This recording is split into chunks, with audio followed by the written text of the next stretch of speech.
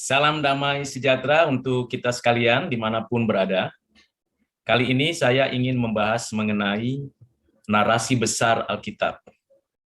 Alkitab adalah firman Tuhan yang diinspirasikan oleh Roh Kudus kepada para penulis, yang ditulis sepanjang durasi waktu kurang lebih 1.500 tahun. Dan penulisnya kurang lebih ada 40. Yang digunakan bahasa pada waktu penulisan ada bahasa Ibrani kuno, bahasa Aramik, dan bahasa Yunani Koine. Dalam keseluruhan dari Alkitab ada 66 kitab. 39 kitab Perjanjian Lama dan 27 kitab Perjanjian Baru. Keseluruhan Alkitab fokus menjelaskan, menyatakan keberadaan Allah yang mengasihi manusia. Tentunya kita ada di dalam kondisi pemeliharaan dan pertolongan Tuhan. Dan kita bersyukur menerima Alkitab yang sudah diterjemahkan. Seluruh isi pengajarannya adalah benar. Dapat dibuktikan baik secara historis maupun arkeologis. Memang ada yang bersifat nubuat dan yang tentunya ada yang berasal langsung dari Allah yang menyatakan diri. Namun keseluruhannya ditulis dalam bahasa manusia, di mana Roh Kuduslah yang menuntun, membimbing setiap penulis Alkitab. Ada seorang nabi, ada seorang rasul, ada seorang nelayan, ada seorang raja, ada seorang imam, dan beragam profesi lain yang menuliskan isi Alkitab. Alkitab firman Tuhan yang secara tertulis dapat kita baca. Yang tiap-tiap ayatnya semakin kita baca dari kitab Kejadian sampai kitab Wahyu, makin jelas maksud Tuhan untuk kita manusia. Saya akan masuk ke dalam pokok pikiran yang saya sudah sampaikan di awal mengenai narasi besar Alkitab. Dalam keseluruhan Alkitab, kita mengetahui ada 4 narasi besar. Yang pertama ialah narasi penciptaan. Yang kedua, narasi kejatuhan. Yang ketiga, narasi penebusan. Yang keempat, narasi penyempurnaan. Lebih dari 90% apa yang tertulis di dalam Alkitab yang diwahyukan Allah itu secara khusus merupakan kisah-kisah nyata, kisah-kisah yang real, konkret di dalam sejarah semesta alam, sejarah bumi ini, sejarah umat manusia, sejarah satu bangsa, dan sejarah orang-orang percaya. Kisah-kisah tersebut saling menjalin dan terjalin dari satu kisah ke kisah yang lain, dan di dalamnya memiliki makna yang mendalam untuk kita manusia mengenal Allah, mengenal diri, mengenal alam semesta, terlebih khusus bumi dan segala isinya. Mari kita mulai dari kisah penciptaan. Di dalam Alkitab kita mengetahui kisah penciptaan dimulai dari kitab Kejadian pasal 1 ayat 1 sampai dengan Kejadian pasal 2. Sedangkan kisah kejatuhan dimulai dari Kejadian pasal 3 sampai dengan Kejadian pasal 11. Lalu dilanjutkan dengan kisah penebusan, dimulai dari Kejadian pasal 12 sampai Wahyu pasal 20. Dan terakhir kisah penyempurnaan, dimulai dari Wahyu pasal 21 sampai 22.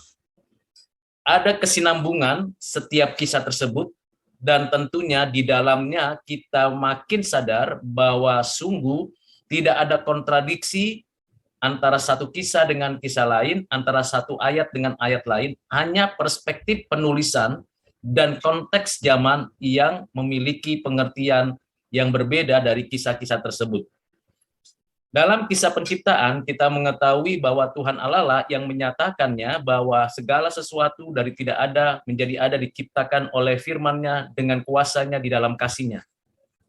Dalam kisah kejatuhan, kita tahu manusialah yang sengaja berdosa kepada Allah, memberontak Allah, dan melakukan kejahatan di hadapan Allah.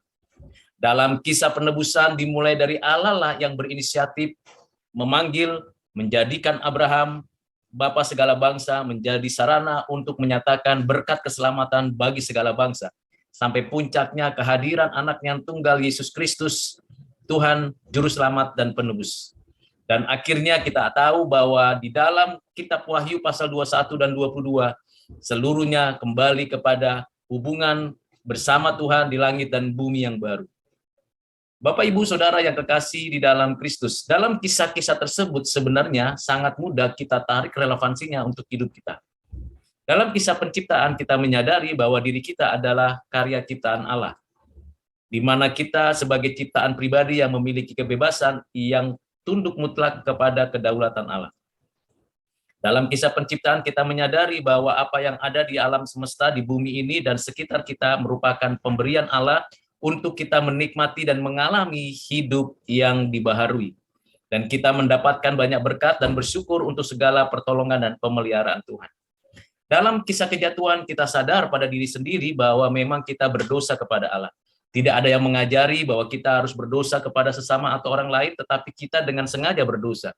Karena kita berada di dalam suatu kondisi keadaan berdosa, karena kita ada di dalam Adam, keturunan Adam. Demikian juga kita bersyukur karena Tuhanlah yang berinisiatif mencari kita, membawa kita kembali kepadanya di dalam suatu covenant yang baru di dalam Kristus. Kisah penebusan ini kalau kita relevansikan dalam hidup kita, kita menyadari itu semua karena pekerjaan Roh Kudus, di mana kita menikmati hidup yang baru, memiliki hidup yang berkenan di hati Tuhan karena Roh Kudus menerapkan anugerahnya kepada kita, dan kita menerima segala karya Kristus yang telah mati, bangkit, menyatakan kemenangan atas dosa, maut, dan si jahat. Dan pada waktunya kita mengalami dan menikmati kisah yang selama-lamanya di langit dan bumi yang baru. Keseluruhan kisah-kisah besar ini ada di dalam Alkitab. Tentunya ada contoh-contoh yang dinyatakan Tuhan, mulai dari Adam, kemudian Nuh, Abraham, Ishak, Yakub, kerajaan Israel, nabi-nabi, kemudian masuk ke dalam kehadiran Kristus, para rasul, gereja Tuhan, sampai kepada akhir zaman dan hidup di langit dan bumi yang baru, memuji Tuhan, memuliakan Tuhan dalam segala hal. Kita bersyukur dengan kisah-kisah yang ada di dalam Alkitab, akhirnya kita bercermin bagaimana seharusnya kita menempatkan diri dalam kisah tersebut. Apakah kita masih di dalam posisi sudah berada di dalam keberdosaan terus, ataukah kita sudah digeser, dipindahkan oleh karena anugerah Tuhan di dalam kisah penebusan? Tentunya kita tahu dan kita menyadari hal tersebut. Kita bersyukur bahwa apa yang dikisahkan dalam Alkitab menjadi sebuah tuntunan dan arahan untuk kita boleh menyelidikinya. Misalnya dalam kisah penciptaan, kita diberikan akal budi, kemampuan mengelola bumi, lalu kemudian kita dapat menemukan segala kebenaran di alam semesta ini dengan ciptaan Tuhan yang sangat teratur, baik dan indah. Walaupun kita berdosa, walaupun kita lemah, kurang, dan sangat terbatas, tetapi dengan kemampuan yang dianugerahkan Tuhan, maka kita dapat menemukan kebenaran-kebenaran di dalam semesta alam, di bumi ini, dan sekitar lingkungan kita. Bapak, Ibu, Saudara yang kasih dalam Kristus, kita masing-masing pernah atau sedang berada di dalam kisah kejatuhan. Kita berdosa kepada Allah, kita berdosa kepada sesama, kita melakukan kejahatan kepada orang-orang di sekitar kita dengan sengaja. Bahkan kita bisa jadi merusak alam, mengacaukan segala sistem peradaban yang ada, bahkan menghancurkan semua tatanan yang tersedia yang ada di alam yang disediakan Tuhan. Mencemari lingkungan dengan udara yang bising, dengan suara yang bising, dengan asap, dengan air yang kotor, dengan segala limbah-limbah industri. Kita memang berdosa. Kita harus akui dan sadari itu secara pribadi maupun secara komunitas.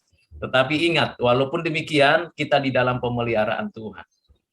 Bapak, Ibu, Saudara yang kasih dalam Kristus, bersyukur karena ada kisah-kisah yang dinyatakan dalam Alkitab.